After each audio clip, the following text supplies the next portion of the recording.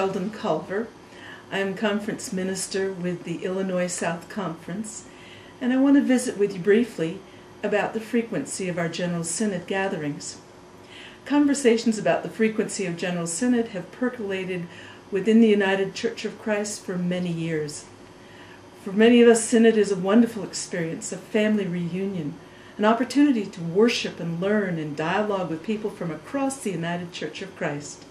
Synod is part of our UCC story. The value of our national gatherings is not in question. What challenges us in the 21st century is the stewardship of our resources across the church. As the cost for everything has increased dramatically since 2001, we need to reconsider why and how we gather as the church every 2 years and explore alternative ways of accomplishing the purposes of General Synod. The frequency of General Synod was last discussed by delegates in 2003, and in the 8 years between 2001 and 2009, the cost of General Synod increased over 60%. These increased expenses have an impact on the annual budgets of our conferences, as well as the boards of our national setting.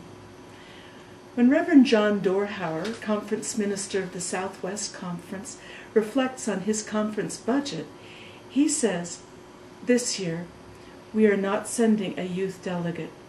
We are not sending an honored laywoman. We are not sending our moderator. We are not sending our support person to General Synod. For each of these positions, that is a first. Our budget simply can no longer sustain these luxuries." The next step, he writes, will be that we don't send our full delegation, unless we can find a way to stretch our synod expenses over 3 or 4 years rather than every 2 years. According to the Constitution of the United Church of Christ, the funds expended for General Synod are meant to ensure church-wide participation. Some conferences still cover the registration, travel, housing, and meals of their delegation. Others have had to ask their delegates to pick up some or all of their own expenses. These realities have an impact on who is able to represent their conference at General Synod. The financial ability to attend is an issue of justice. The frequency of General Synod has a profound impact on our church.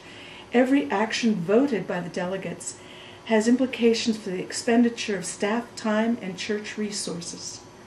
With biannual meetings, we ask our staff to be in a constant mode of reaction as they seek to fulfill General Synod mandates.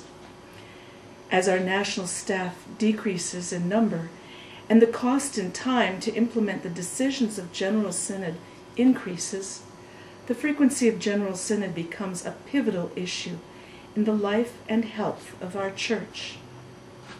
Reverend Rich Pleva, Conference Minister of the Iowa Conference, writes, "The proposal to change the frequency of General Synod is an invitation to imagine, experiment with, and create new ways to gather as a wider church.